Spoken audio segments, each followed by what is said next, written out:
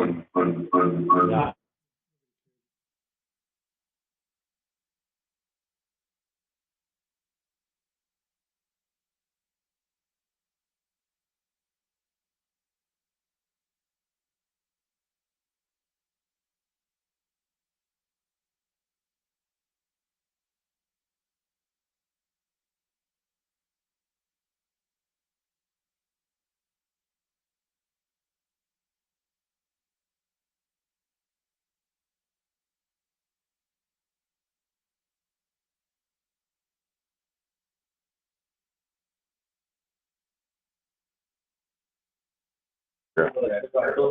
Reverb.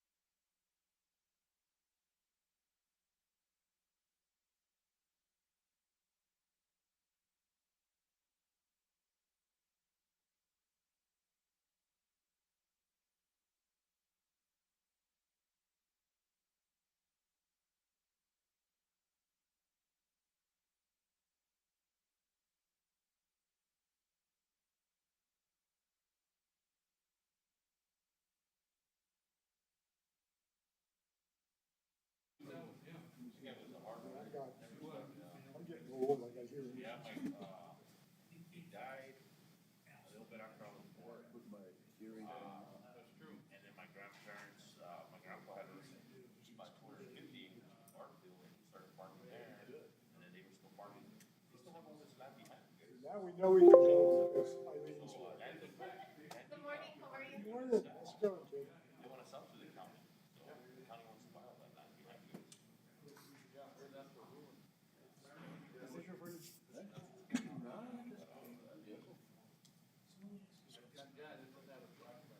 I wonder if that was your grandpa.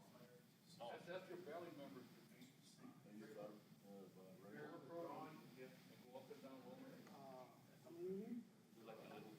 Forgot what it's like with so many chairs in here. No, he never drove. Yeah. He never drove. That last thing was out. I just don't know when. He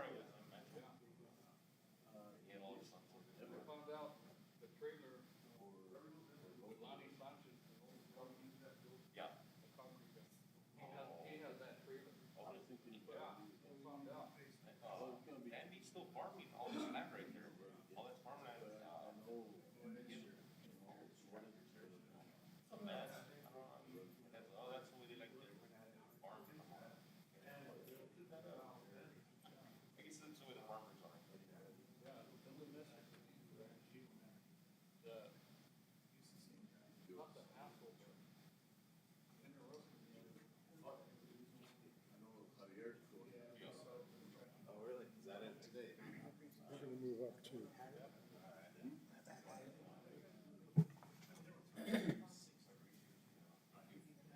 I give you Kristen? No. You did, right? They're really, they're more Moving you. Oh, wait.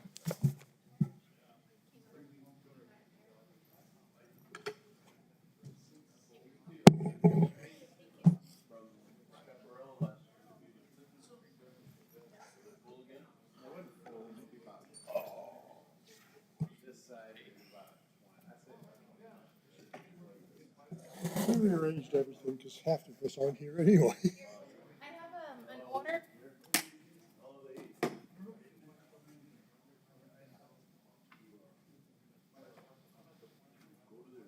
It's an order from last night. Just pass it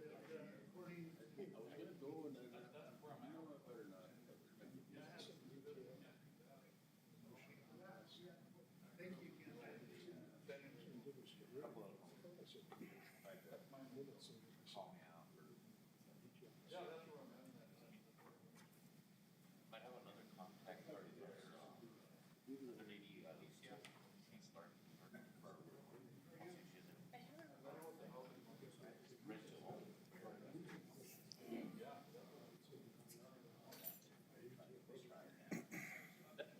I just sit over here close to Works with his mom.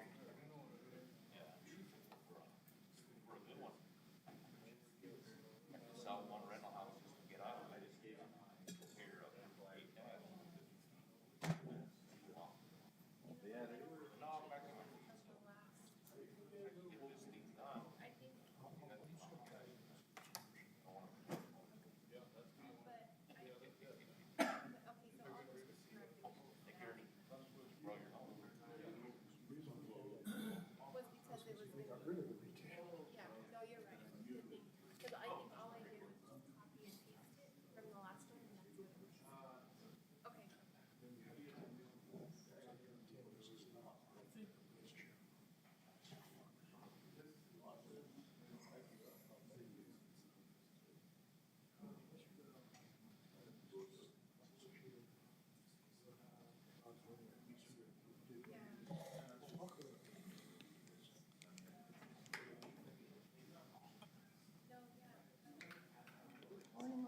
Good morning.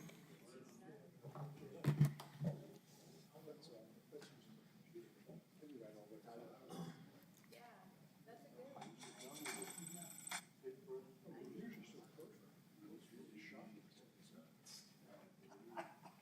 Well, you just called me out, so now I have to go get it. No, no, that's, thank you so much, I appreciate that. It was good, cause all I did was just copy and paste that. I'm sure that's what it was. Yeah, Just copy and and that's what it was, cause that was the previous minutes in it. I also just prepared it. Yeah. Great. It's like, I keep pushing. Why couldn't we do this only once? We need to get this corrected. what we do. I just don't need to do it. No, we don't, yeah, I'll come down every week, every day and do it. yeah, Because, yeah, it's crazy. We're just, thank you for that. no problem with you. It's perfect.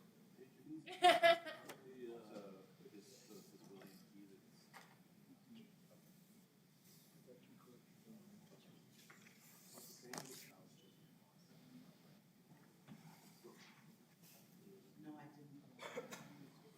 Staff the office. I didn't ask them.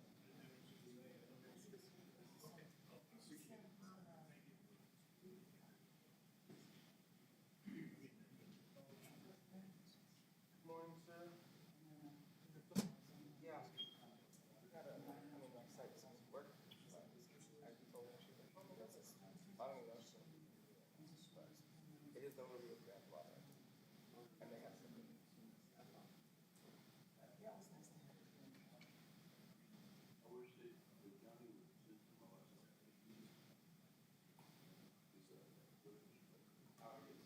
Good. Hang it in there. Same. That was it. I know. I'm running into you everywhere. I'm like, it was so funny to see us out of character because I said I couldn't place you. It's like, where is this from? Yeah.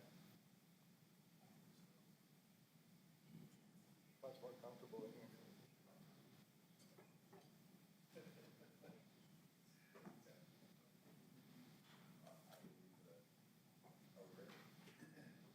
Is there any act not gonna be here?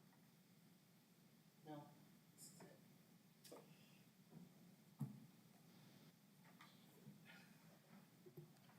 All right, are we ready? Okay. Good morning. Welcome to the Doñana County Planning and Zoning Commission meeting for June 9th. At this time, can we have a roll call of officers?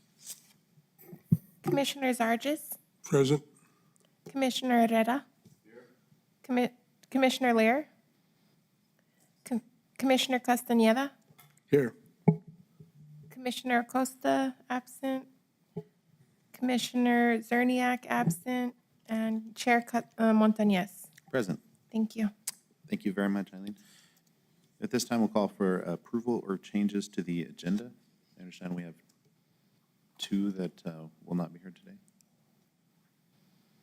Good morning, Chair and PNC Commissioners. On changes to the agenda, the last two cases, case number SU 22009 and case number V22003, both for the same property. Mr. William Key, the property owner, he requested to withdraw the cases. Based on staff's recommendation and public input received, he feels that it's probably on his best interest just to withdraw the case, work with staff on a timeline to kind of address the issue, but eventually he's going to end up moving out of the property. He's going to be selling the property. So we do have that in writing. We're working on a timeline because I believe he still has one or two renters on his property. So we're going to be working with him to come up with a timeline for him to take care of that. But his plan eventually is to sell the property and move.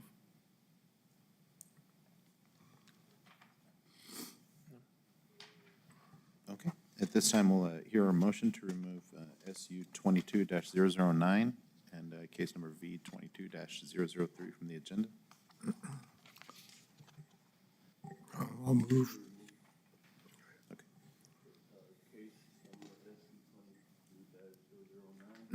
Can you please turn your microphone on? Mic on, sir.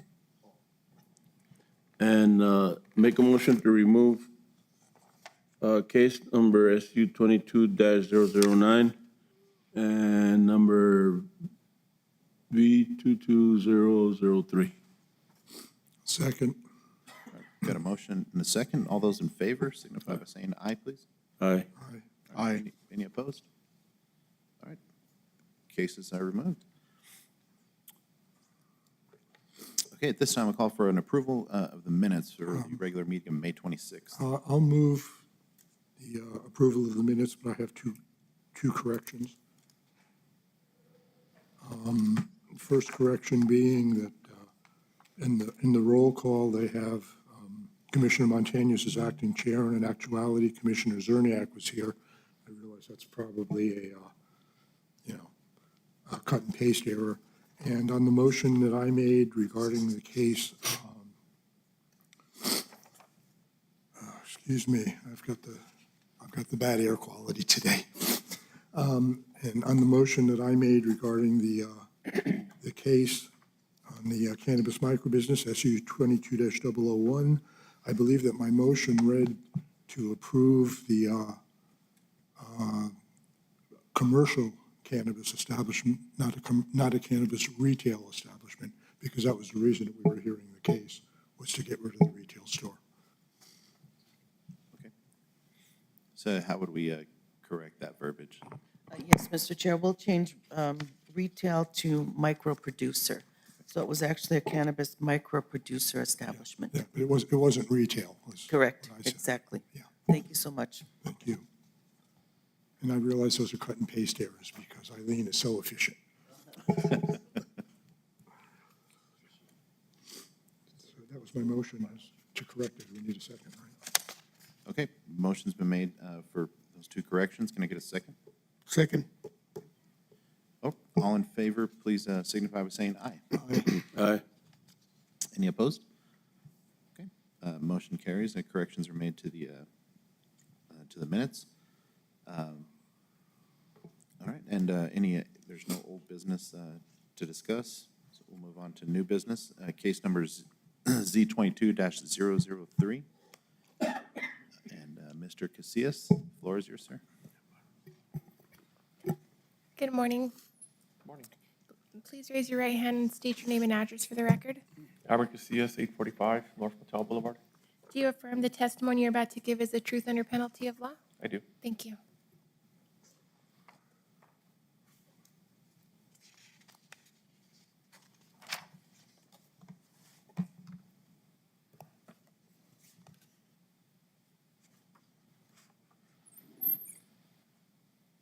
Okay. Good morning, Commissioners. I think for the first time this year, we don't have a cannabis case today, so that's not to say we're not, reviewing them right now administratively, but there's quite a few of them. Our first agenda item today is a zone change for Mr. Chavez. He lives here up the road on Callejon de Mecho, 2695. Current zoning is C1, which is neighborhood commercial, so he's requesting that on a 0.85 acre parcel to go from that C1 designation to a D1, low-density residential, which would allow him to build a site-built home. This is the location map. So basically, it's up here right off of Roadrunner.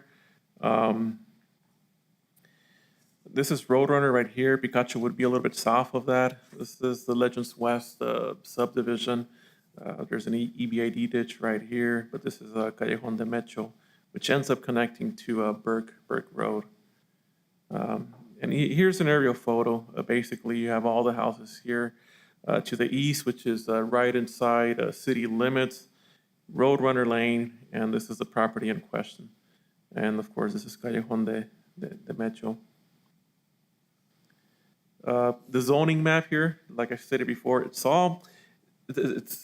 that whole area, it's a C1 designation. It's been like that since like the 80s. And then, of course, it's right west of the city limits. But here on this, when you zoom out of that photo, you get to see kind of like what the whole area looks like. This blue parcel right here, that's the subject parcel. But basically, that whole area right there, it's all C1. You have Burke Road, you got Picacho right here, Picacho Avenue, Roadrunner. So that whole area between Burke, Roadrunner Lane, south of the Winter Haven Mobile Home Park, and Picacho, it's pretty much all C1. So he's requesting, to go from that C1 designation to D1. C1 currently does not allow for any site-built homes or mobile homes, for that matter. So prior to us adopting the Unified Development Code, when it was still in the ETZ, it did have that EC1 designation. And then after we adopted the Unified Development Code, it just transferred over to, basically still an EC1. The applicant bought the property in February of this year, and he submitted the application back in April. You look at it as the conceptual site plan. Basically, that's it's showing the property lines right there. Callejón de Metro right here being his main axis. You'll have this is the proposed site-built home right here. And you have Roadrunner Lane here in the back. Site plan showing ponding areas. You got your setbacks. And just another picture of what the property looks like. When we look at Callejón de Metro, it's a private road. This is Burke Road right here, but when you look down the road, basically it's all single-family housing. You have you have a combo of mobile homes and site-built homes. When you get to the property at the end of Callejón de Metro, there's already a rock wall. This is going to be the main entrance. This is the property to the north, which is just pecan trees. So we have a rock wall. Here's a storage building, and Roadrunner should be here towards the back.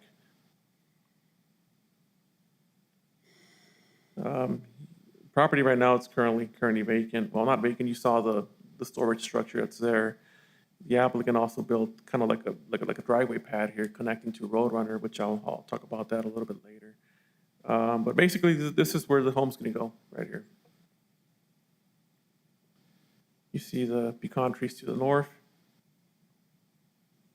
And then just looking back on Callejón de Metro, you can see that it's just, mobile homes and single-family residential areas. When we talk about zone change requirements, these are the sections in the code that deal with that. And but basically, the main one, it's 203.d, the decisional criteria. We did send out 39 letters of notification. Legal ads were placed in the Sun News. Signs were posted. The agenda was posted on the website. On your packet, you will have one letter. Really, it wasn't in opposition. They were in favor of the zone change. They just had some concerns, basically regarding the access and the storage building that was already built on site.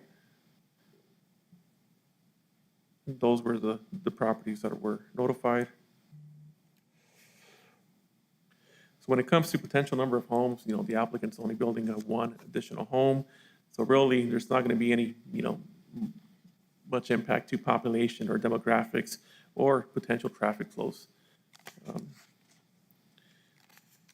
The zone change is going to allow the vacant property to be used in a manner consistent with the surrounding properties. We saw in the photos that basically everybody around there just has single-family homes.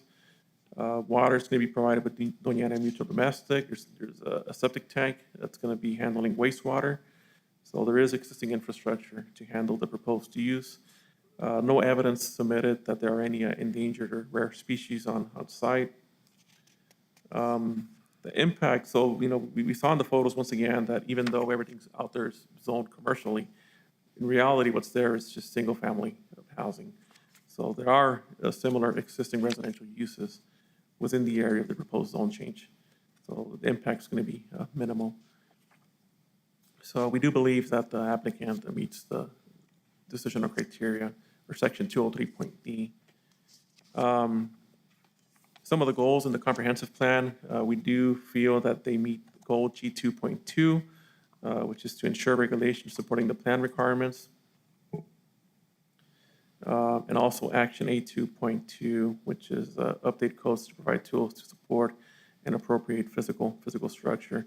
So, by allowing him to build, his proposed site-built home, it's still preserving the existing neighborhood's character. So when addressing the need to cover and perfect a previous defective ordinance, so he is requesting that zone change from C1 to D1. Like I stated, C1 does not allow for any site-built homes. The zone change is appropriate as there is compatible existing residential development and zoning designations, and is reasonably necessary to protect the public interest in providing housing options. So that C1 zoning designation has been there since the 80s. I think, it's been over, almost 40 years, and it's still remained that way. Throughout time, there's different uses that have been going in and out of there. At least since 1989, like I stated, it's been EC1. And it's kind of become like this kind of like mixed-use area out there. You see mobile homes, you see site-built homes, you see ag, in the form of pecan trees out there. You're going to see a lot of warehousing, nurseries, and kind of like light manufacturing going on. So when when the UDC was adopted in 2016, basically there wasn't really an in-focus study in that specific area. Maybe staff could have gone in there, property by property, see what's there, and maybe giving it a different zoning designation. But since it was just a, comprehensive county-wide, the zoning change that we were basically doing, we kind of overlooked that area. So after 2016, when the UDC was adopted, it still ended up being given that EC1 designation. Albert, just one question there. So the D1 designation would actually give fewer options than the old EC1 designation prior to the passage of the UDC. Am I correct there? Yeah, even when we look at this slide right here, basically, the D1 gets rid of a lot of those commercial uses that are potentially, that could be potentially allowed on there. But basically, with the D1 designation, he's allowed to have one home on site. If he wanted to have a second one, he would have to apply for a special use permit.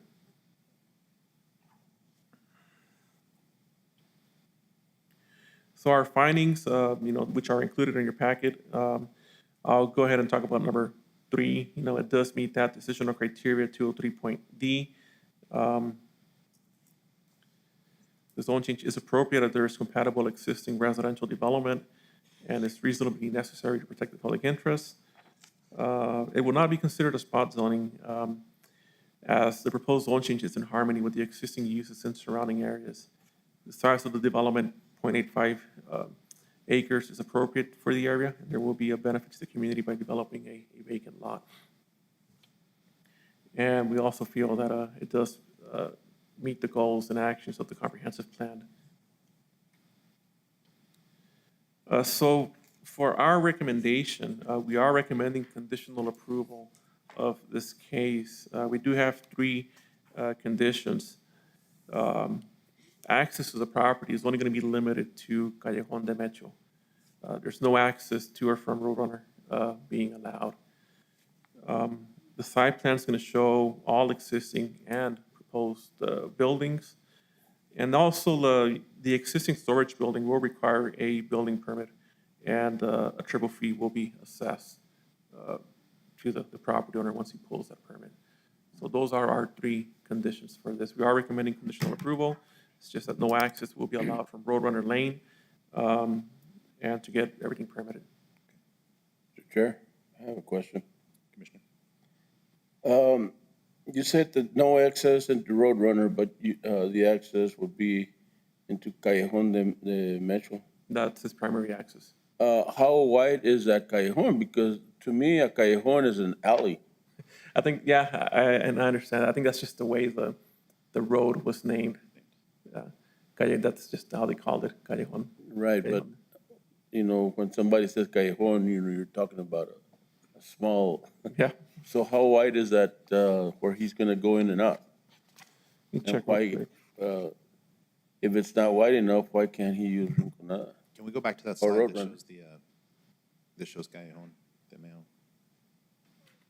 Yeah, the survey there shows it's either 25 feet or 29 feet. But on here on the area we can pretty much see that it's wide enough to handle two-way traffic. On the site plan,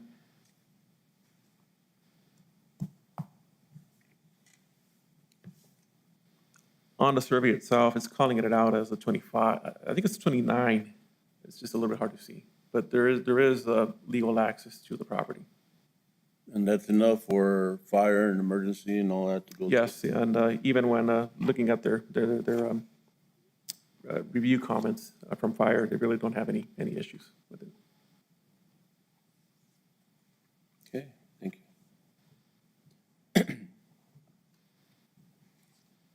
Okay, Albert, one other question, just regarding this, regarding public input from Ms. Becky Baum here. This access that has been created onto Roadrunner Lane, that would just have to be, that would have to be closed up. And we'd have to completely remove the gate and the ramp and. I don't know about removing the ramp, but definitely there have to be something on there to prevent them from accessing Roadrunner Lane. Okay.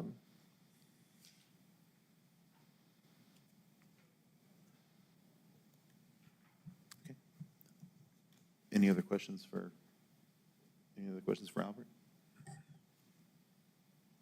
And we do have Mr. Chavez here as well. Okay, this time, go ahead and would like to hear from the applicant.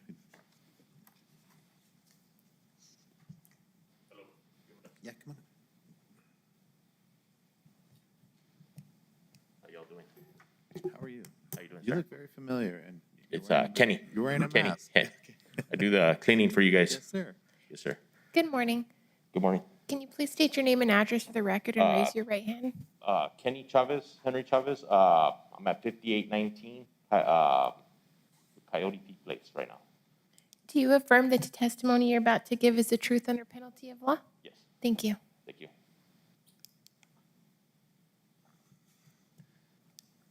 Go ahead. Yeah, I wanted to build a site home. I was gonna see if we could rezone the whole area if we could to a D1. It's all family homes there. My great grandpa owned that property, owned 29 acres for over 100 years there. That street's actually named after him. Mecho, Callejon de Mecho, that was his street. And then Fida, that's my great grandma's street on the next street over. So he brought the cantaloupes to Las Cruces. It's all family that lives there. So the house that's right there in front's a cousin. My mom lives there in front, and they actually have houses there, 2 houses in front. I don't know if those houses were grandfathered in earlier in the about 20, 25, 30 years before, but it's mostly just family there, houses, mobile homes. No, I don't see no businesses around there.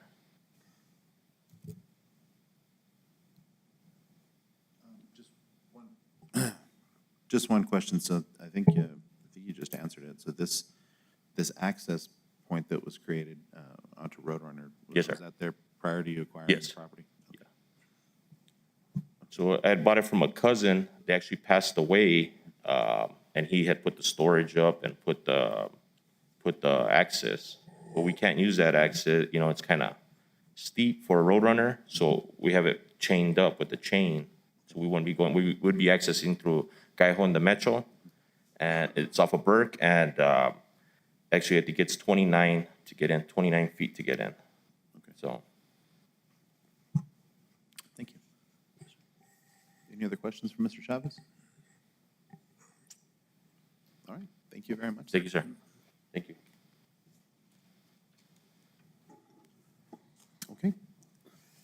Commission input?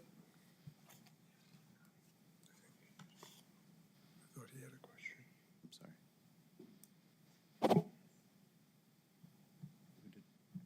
Did you have a question, sir? Public comment is. Yes, sir.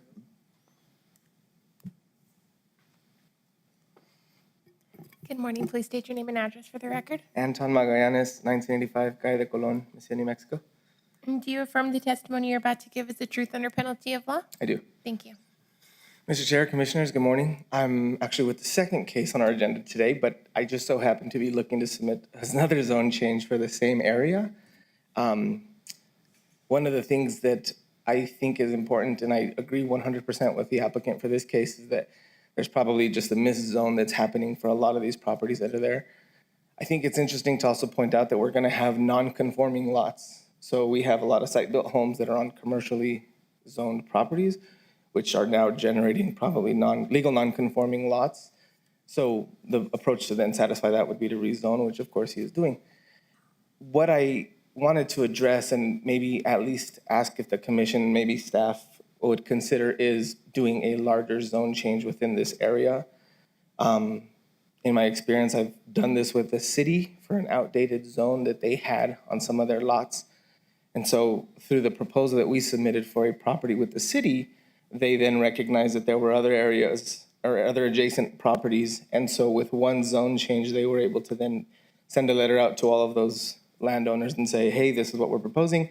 If you would like your property to be zone changed, contact us. If not, no action is needed. And then via consent agenda item, they were able to then change a zone designation on 27 properties, I think, at once. I don't know if that would make more work, and I'm not necessarily proposing that for this property because I recognize he's at this point, but I do think that we're going to continue to see more and more zone changes for this area because of the zone designation, so it might be more beneficial to invest that time in doing that at some point in time. Lastly, I know that no building permit will be issued on a commercial property for residential use, but if there is an existing home on a property, and this might be more of a question for Albert, if there's an existing home on a property and they decide to partake in an addition to their home, which would then trigger a building permit, would they be able to get a building permit on an existing home structure given that they're zoned incorrectly? Or would that, at that point, trigger? It's kind of in the weeds question, I recognize. And I recognize if you don't have the answer to that question as well, but I understand that we're here for a zone change given that it's a vacant lot, but my question would be, would you have to zone change if you just needed a building permit to extend your garage or enclose your garage or something? Because if that's the case, we're going to continue to see this, which it seems like a heavy burden on the staff to have multiple of these. So just some FYI and some food for thought, but thank you. Thank you. So just to address some of those points, well, to answer the question about an expansion on a legal non-conforming use, the code currently allows for an expansion up to 20%. So anything exceeding that, they would have to bring everything into compliance. In this case, if it was a property here, and they're doubling the size of the existing home, then they would have to basically get a zone change.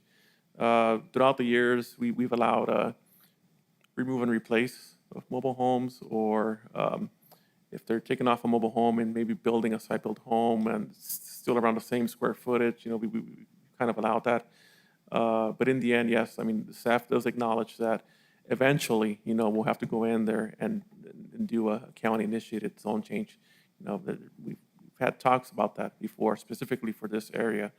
You might recall a couple months back where Luis presented a county-initiated zone change off of Hanger Lake, which was, smaller. There was it was a smaller area, fewer lots, but that was supposed to be kind of like the poster child, I guess, for this one here. We just wanted to see how that one went. Of course, that one got denied because eventually the property owners came out against it. So that one didn't work out too good. But yes, I mean, we do have this area on site. In fact, when Mr. Chavez first approached us, that was one of the options. But what was conveyed over to him was that right now, we probably don't have the staff to get started on this, quickly, or as quickly as you're wanting us to do it. So in the end, that's why he ended up submitting for the zone change himself, and it wasn't a county-initiated zone change. If it was to be a county-initiated zone change, it would be for the entire area, not just for specific properties as they come in. But we do acknowledge that, that is an issue out there, and right now it's just a matter of, finding time and additional staff to do that. Yeah, but for now, yeah, like Anton's saying, it probably will be on a case-by-case basis for now. Thank you very much, Albert. Okay. Any other input from the commission? Any other comments? Okay. All right. This time, the chair calls for a motion.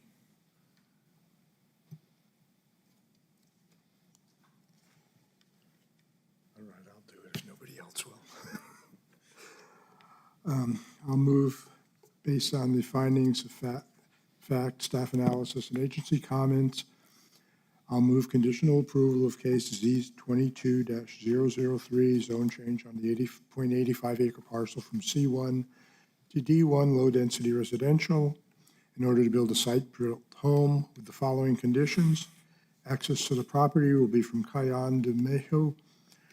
No access from Roadrunner Lane will be allowed. Site plan to show all existing and proposed buildings, and the existing storage building will require a building permit and triple fee assessment. All right, is there a second? Second. We have a motion and a second. Any further comment? Eileen, would you call the roll, please? Commissioner Herrera, Yes. Commissioner Zarges, Yes? Commissioner Castañeda, Yes. Chair Montañez. Yes. All right, zone change is approved. Now move on to case number Z22-004. Albert, the floor is yours again, sir.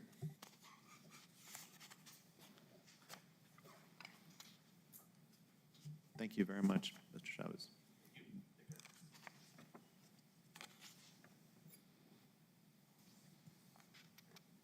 Commissioners, for our second case study, it's going to be another zone change.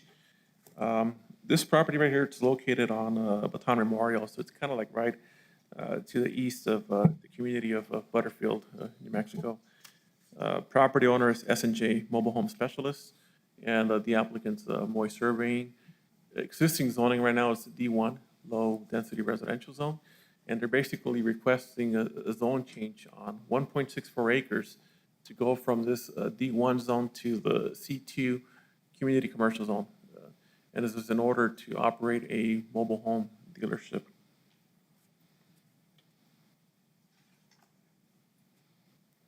Before we continue, I need to swear you in again, please. Please state your name and address for the record. Aubrey Casillas, 845 North Hotel Boulevard. Do you affirm that the testimony you're about to give is the truth under penalty of law? I do. Thank you.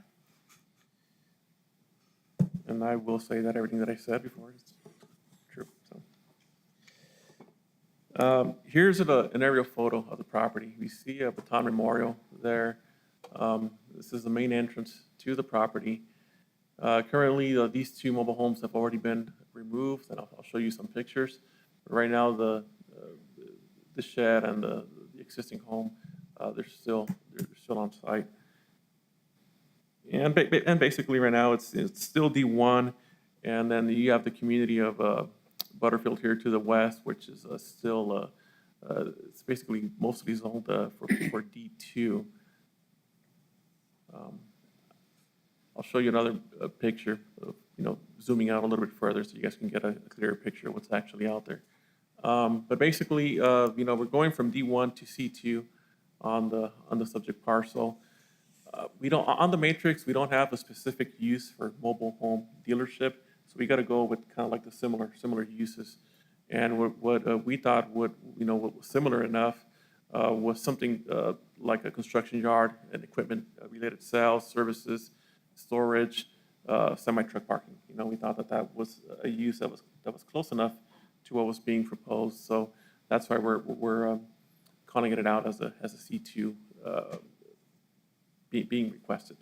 So prior to that, prior to the UDC being adopted, the property was zoned for ER2M, which is still residential. It allowed for mobile homes, but basically you can have one dwelling and accessory buildings on site.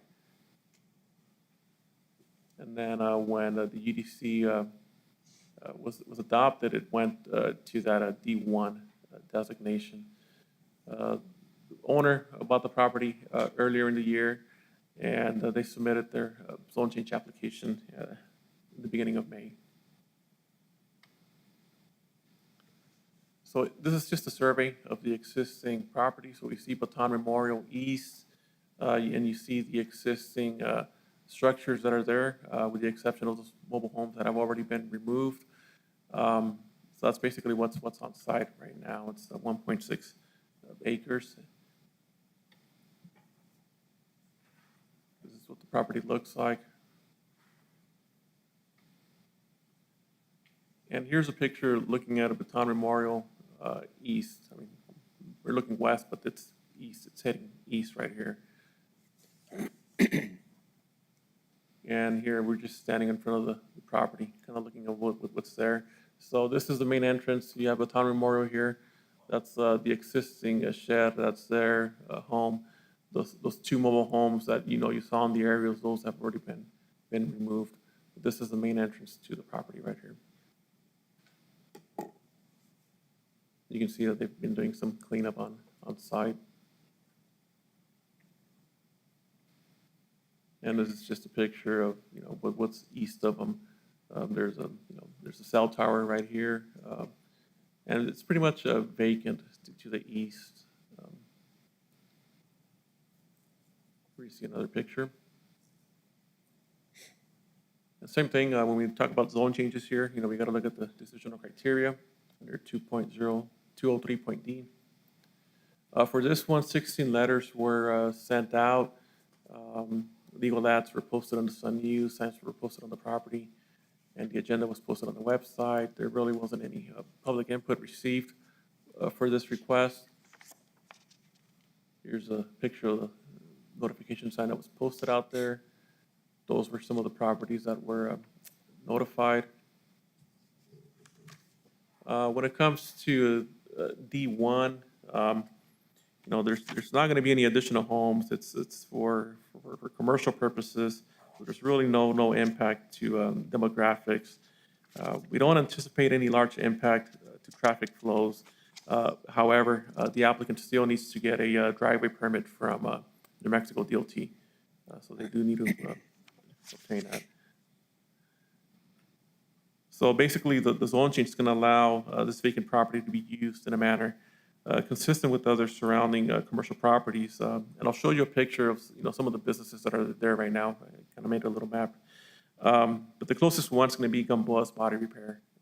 That's out there also on Baton Memorial. Water is available. There's going to be a septic tank to handle wastewater. So there is sufficient infrastructure there for the proposed use. Impacts, there are existing commercial uses within the area of the proposed zone change.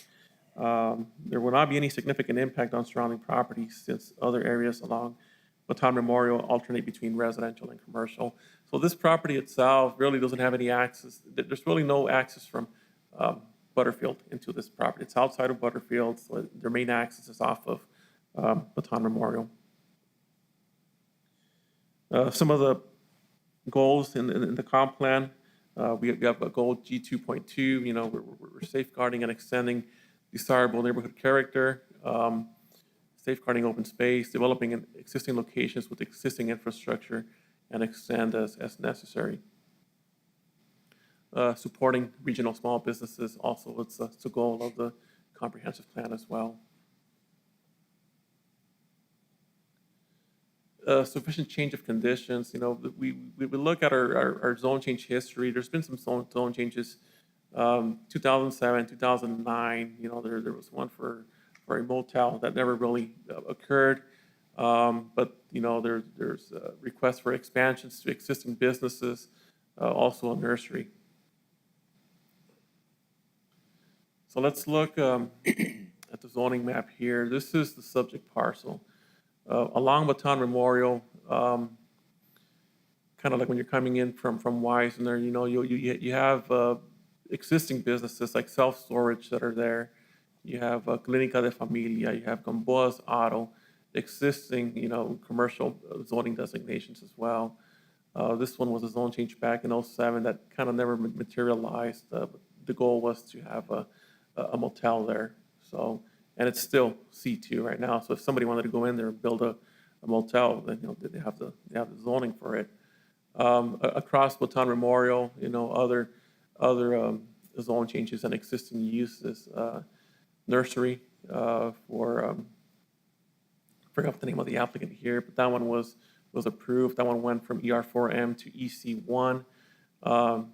the old tortilla flats, that they wanted to expand back in the day. So they ended up, having to go through that zone change as well to EC1. And then just across the road, you just see a lot of commercial and industrial. So really, what's being proposed is not really out of character from what's already out there. And then just the aerial, so you guys can get an idea of what's actually there. So on that EC2, we have a church. There's Moongate Water right there. There's the Moongate Restaurant. I think it's one of these right here. There's also federal property out there. Basically, it's just kind of like office. It's not I think it's called the San Andres Refuge, but it's not a refuge. It's just where they have all their equipment on site and their offices. But of course, you see the Gamboa's Auto here, the storage, and the Clínica de Familia, as well as the town of Butterfield and the subject parcel just being outside of that area. So we don't believe that the proposed development is going to be in disharmony with surrounding zoning. The size of the development is appropriate, and it's a benefit to the community by increasing the availability of commercial-related services. So under C2, like I said, there really wasn't a specific use for mobile home dealership, so we just had to go with what was the closest designation, which is basically a contractor's yard and semi-truck parking. For our findings, we do believe that this request does satisfy the decisional criteria for a zone change. We do believe it's going to be compatible with existing commercial development and other zoning designations. We don't think it's a spot zone, and it's not going to be in significant conflict with the comprehensive plan. So we are recommending conditional approval for this case, Z22004. We're basically saying that they need to get the conditions being that they do need to have a New Mexico DOT driveway permit. The applicant, if approved, now they do need to submit a detailed site plan that needs to be stamped by a professional engineer, architect, or surveyor in the state of New Mexico. Any alterations to existing buildings and future buildings will require a building permit. We're also requesting that a buffer of Class 3 shall be required along the west, south, and eastern property line. So basically, they're gonna need to have like a 6-foot rock wall or fence that you can't see through around those property lines, and basically from the property line 20 feet in, that's where they're gonna have the landscaping. So those are our conditions, and we do stand for questions, as well as the applicant. Chair, I have a question. Is there any sewer service up in that area? It's going to be septic, and basically the septic is just going to be to handle, whatever office they work out of. But there's not, I don't believe there's a sewer provider out there. If there is, it might just be a community type of sewer system that just services Butterfield. But for this specific property, there's no sewer. It's going to be a septic tank. Yeah, because I'm concerned that, we're trying to get away from the sewer system because of environmental issues. Okay. Or for tanks. That's what I'm talking about. And so does the county have any regulations or any ordinances or anything saying that if there is a sewer system there in place that you have to hook up to it? Yeah, of course, yes. We do have our regs. Well, at least when it comes to county sewer, if there's a dwelling coming in and you're within 300 feet of that sewer line, and it's a mandatory connection, unless there's like a topographical or physical, barrier, but at that point, they'll have to hire a plumber to, provide us with a letter stating that, we can't meet grade or whatever, for whatever reason. So there is that mandate that you do have to connect to a sewer line. But I'll let the applicant address that question, but as far as I know, I don't think there is sewer available for this property. Okay. Well, if it's not available, and then, it's not available, but I'm saying if there is sewer system available, we should make them hook up to that Yes. instead of being to the ground sewer system. Thank you. Any other questions for Albert? Just a, Mr. Chair, just a follow-up question on Commissioner Herrera's. So these permits go through utilities, correct? They do. They are a reviewing agency. So our county utilities looked at it and said there's no sewer? Oh, we don't have, the county doesn't have sewer out there in that area. Right, that's what I'm saying. It'll go through utilities and they say there's no sewer out there. Yeah.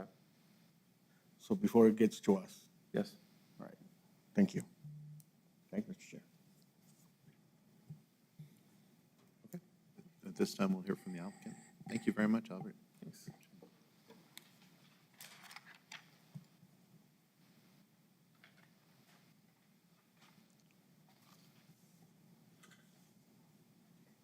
Do I have to re-sign in or re-swear? Please state your name and address for the record. Anton Magallanes, 1985, Calle de Colon, Mesa, New Mexico. Do you affirm that the testimony you're about to give is the truth under penalty of law? I do. Thank you. Good morning, Mr. Chair, Commissioners. Yeah, we were approached by the customer, or excuse our client, but the owner of the property who unfortunately couldn't make it today, out of town, about a proposed zone change there. When reviewing it, I'm going to go back a few slides. When reviewing it, again, I want to help our customers and clients get set up for success more than anything. We felt that this was a good alignment to comprehensive plan, surrounding area. You know, more and more we see that we're going to have these buffers between the interstates and these residential areas. And although recognizing, of course, Butterfield is already established, there wouldn't be a buffer there. But I would only have to believe that if we were to rezone today, knowing the growth of the city, that whole corridor on both sides of the freeway would probably be automatically zoned commercially to begin with. I don't think we'd probably at this point, speculation, but I don't believe at this point we would allow residential use so close, just because it does provide that nice buffer. The DOT permit's an interesting concept because technically any of these residential lots could propose a subdivision to their lots, assuming that they, of course, do satisfy minimum lot size and such.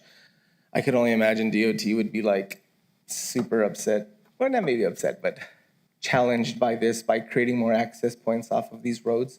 Again, speculation, but just with our experience, I wouldn't suspect that they'd be interested in creating more access points off of roads like this. So I do think that this commercial development does at least help restrict the number of access points, as more than likely we wouldn't need more than just the one that would be provided versus any potential subdivision on any development there for a residential lot. The other note that I think Albert really made a good point of, is this G6.7, supporting regional small-scale business, including agriculture. Is it okay if I go to a website real quick, Albert, just to your zoning map? Can I exit out of the?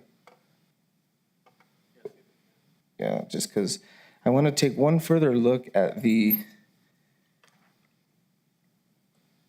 no, that's, excuse me.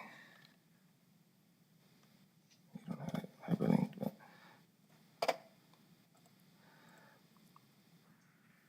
The reason I'm bringing this up is Albert's view is a really good perspective of seeing the surrounding area, but as we started to really look at this,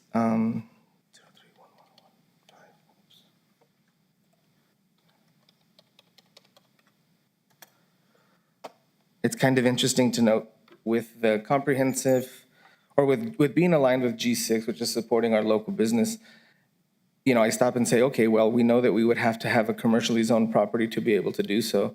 So if we really take a bird's eye view, I'd say, where in the East Mesa, aside from along that corridor, might we be able to start a business?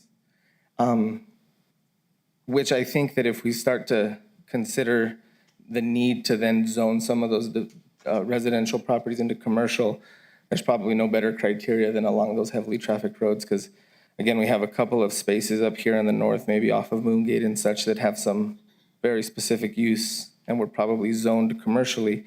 But otherwise, if we were trying to encourage any economic development in the area, we'd have to take a residential lot and probably turn it into commercial, because I suspect that these commercial spots probably do have existing businesses, as they were probably changed into a commercial zone. So given that, to align ourselves with economic development, specifically on the East Mesa, I think that we can't probably have a better location than along that corridor, just because it provides that nice buffer. Be happy to answer any questions if you guys have any at this time. I have one question. Sure. Either for you, Mr. Magallanes, or staff. For the size of this lot, 1.64 acre parcel, is there a limit to how many actual mobile homes are allowed to sit there at one time? Yeah, with the zoning designation in place, only one mobile home, special use permit for a second one, and they're limited to 1,250 square feet. They'll, for residential, of course, but if, looking at the aerials, those homes that were there, they've been there for years, they were probably grandfathered in, but now that, we just did a recent site visit, those mobile homes are gone. But to live in a mobile home, at the most you could have would be one and an accessory dwelling, limited in size. In the case of a C2 zoning, just for this particular type of business, how many are allowed to sit on that lot? No dwellings, no residential dwellings. Okay. Yeah. But Just the manufactured homes, though? yeah, just to sell. Yeah. Okay. Model homes, that kind of stuff. Okay. So we're looking at just one dwelling for office use, and then the rest are just manufactured homes. So yeah, what I believe the applicant's intent is to use the existing structure as their office. So there will not be a residential structure or dwelling for the purpose of residence at that mobile home. Because there's more than likely not going to be, I would assume, a certificate of occupancy for residential use. It'll just carry the commercial zone designation. Again, I think utilizing the existing structure, and of course that site plan will be finalized upon the approval and submission of that application. So yeah, only the existing dwelling as an office space at this point. Also, I failed to address, there is no septic or county sewer within that area. And I don't believe Butterfield Park actually does. I think they have smaller lot size, but at the time, I think that was allowable when that subdivision was developed. However, we would exceed that 300 feet rule. Plus, I don't believe that Butterfield Park was probably developed as a system that would allow any type of additional access to its infrastructure, given that it was probably designed specifically only for those lots, if it does in fact have one. Thank you. Thank you very much, sir. Any further, any other questions from the commission? Okay. All right, at this time, the chair will call for a motion.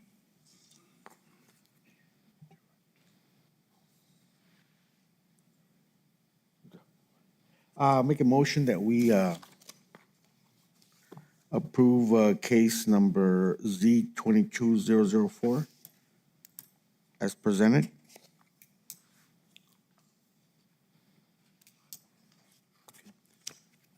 Would you like to add the conditions? Yes, with the conditions of, I lost my place here.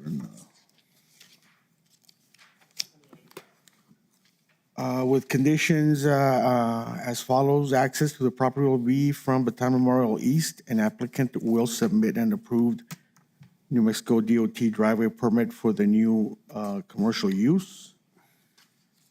2, applicant shall submit a detailed site plan for review and shall be prepared by a professional engineer, architect, or surveyor licensed in the state of New Mexico. Condition 3, any alterations to existing buildings and future buildings will require a building permit and must be applied for and approved by the Doña Ana County Community Development Department, Building Services Division, and reviewing agencies. And condition number 4, a buffer class 3 opaque screen shall be required along the west, south, eastern property lines. A buffer shall have a width of 20 feet, composed of screen that is opaque from the ground to a minimum height of 6 feet using a solid wall or fence with intermittent visual obstructions to a height of 20 feet with a maximum of 75% visual obstructions along the buffer length. All right, motion has been, motion, we have a second? I'll second it. Okay. Second by Commissioner Sargent. Any other commission comments? Okay. Eileen, would you call the roll, please? Commissioner Zargis, Yes. Commissioner Herrera, Yes. Commissioner Castañeda, Yes. Chair Montañez. Yes. Okay, the zone change is approved. Thank you very much, Mr. Magallanes. Thank you very much to staff.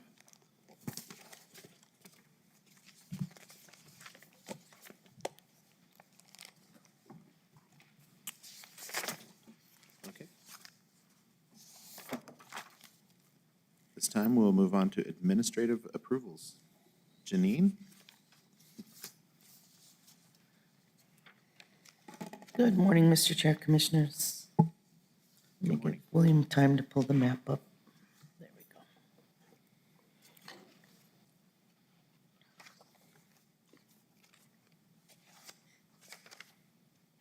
It's just not projecting yet.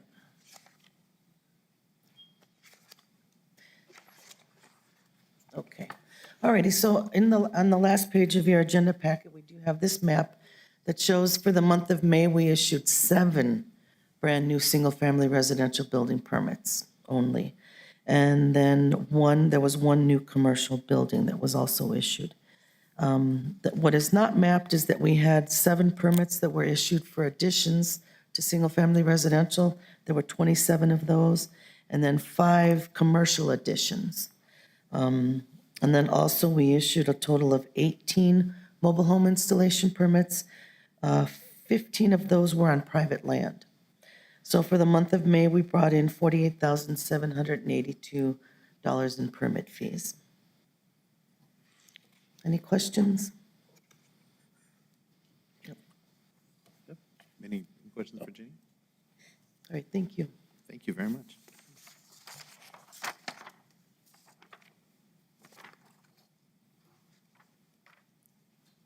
All right, at this time, so Albert, so the other 2 cases aren't being rescheduled at all, they're just postponed indefinitely? That's correct, yes. Okay. All right, this time move on to commission input.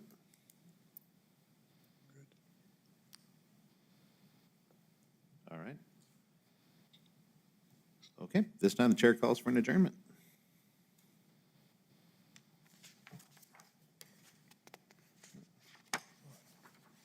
Who would like to adjourn? All right, we are adjourned. Thank you all very, very much, and we will see you in, do we got cases coming up next week? Or? Okay. 2 weeks. Thank you all very much.